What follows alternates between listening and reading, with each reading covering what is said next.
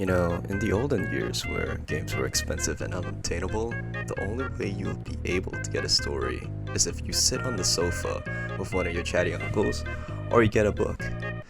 Yeah, occasionally you get to watch a fucking good movie on the big screen, and the theater was a magical place where good movies can warp you into another world where you can feel everything the protagonist has to feel, and a gripping story can make you want to watch the movie even more and hold your bladder's urge to combust into fucking liquid fire because the big ass soda cup you drank during the movie trailers, you know, it's all in there, but you know, it's fucking 2021.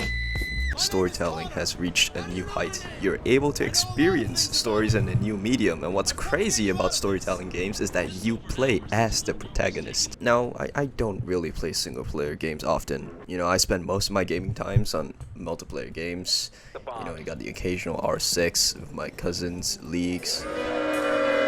With every multiplayer game being more focused on competitive play, you know, feeling like shit after playing games, even when you win, is completely common, and it happens more than it should. I turned off my PC and whipped out my PS4, dusted off the controllers, and decided to play some single player games. So yeah, let's talk about that.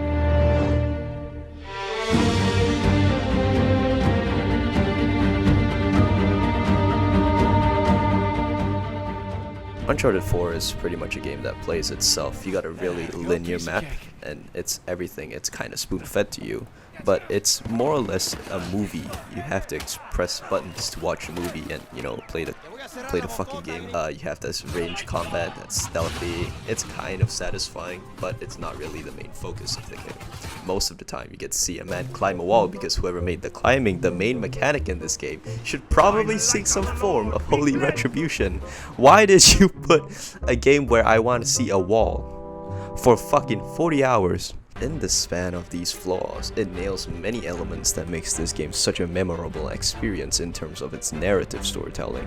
The writing is the crowning achievement here. Henry Avery's tale of mistrust and descent into madness falls in parallel to Nathan Drake and Josh.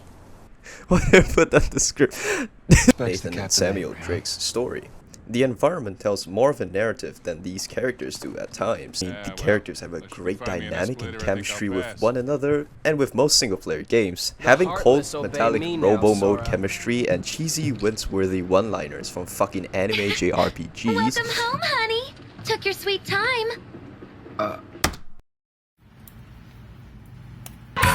Uncharted 4 takes pride in having characters that are realistic. The only issue that I have with the writing is it starts to rush towards this general conclusion like, hey, everything ties itself completely, and boom, you just finish the game. It's unresolute in its logical way, and I feel like that could have been a lot better. But these small mishaps don't really pull you out of the experience of exploration and awe that Naughty Dog creates with how rich each atmosphere feels. You go from petting King Julian from Madagascar into sneaking to an abandoned clock tower, you solve a puzzle and then the tower collapses. You escape the tower only to be surrounded by armored trucks. You then get into an insane gunfight and you go from walking on the floor to being dangled off a truck. Dangled even off a fucking bridge. And then you get onto your brother's motorcycle before outmaneuvering them all, and then you fucking blow up one big ass truck, and then the scene just ends. One shot.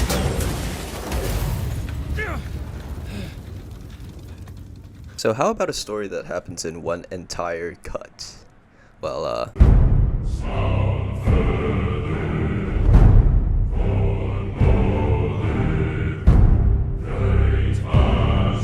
God of War is a great story in its sense that it plays in one single take.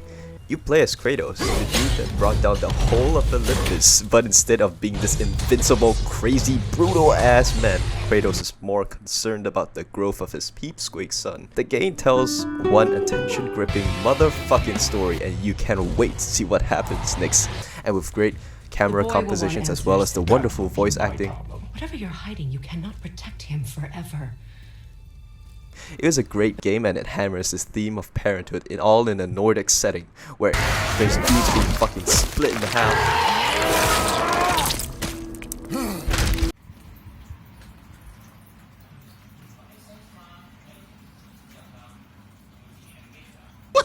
and you have a talking head that's resurrected by one of its been a long enemies. time. What the? Quiet moments are wonderfully, emotionally gripping, and its loud spectacle is fucking mind-blowingly insane.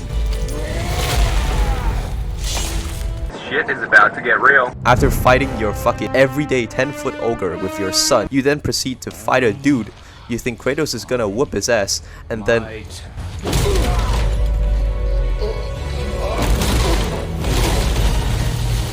he wants to see who's in his house. He gets fucking angry, and then you fucking home run the dude with a tree bark, slam it all the way to the side of the cliff, and then you get real fucking angry and beat the shit out of him, ram a fucking rocket to him that breaks the flaw and cracks the entire mountain.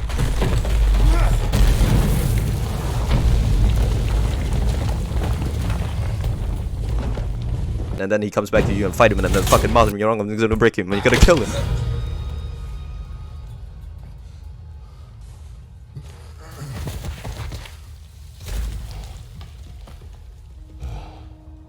This entire boss fight happens after like 15 minutes of playtime. This game's something, alright? You know, having a well-written story in a game can make or break your overall game experience. The vicarious experiences you feel about these characters and the world building can make you love the game or fucking hate it to oblivion. From the good story progression, the character arcs, voice acting, world building, overall thematic, pacing of story, character chemistry, and cinematography, none should be skipped out in order for a story to truly be a great one. So what happens when you throw some of these principles away? Or at least one or a few. Take Mass Effect Andromeda. I love you, Mom. I can't even talk about this one. Horizon Zero Dawn, yo, I'm not gonna fucking lie. Completely forgot about what the fuck happens in its story. You got the good graphics, you got the world building, you got a really cool premise about robots taking over the world in this fighting ass world. What? You know, range combat that's semi-challenging, and there's some cool shit in there, but what the fuck, man? The faults of the storytelling here isn't about world building, but the dialogue and interaction is more robotic and dull. You feel nothing but the existential dread as you space out into oblivion and your arteries clogging up after sitting down for hours on end when you fucking watch a cutscene that happens in the game. This shit is fucking stilted. Gameplay should be important, I know, but storytelling in games is what makes the game worth playing in general. It should elevate the experience of a story without de-emphasizing the gameplay or the story itself. It should be a good precursor to make you hooked onto what happens next. And that's what a good story should provide to a game. These companies that produce these games, you better fucking listen up, alright? This is the fucking main reason I hate your games. Okay, I don't care about people fantasizing over these games. I fucking hate them. You better listen up, alright? You little piece of shit. You better listen up.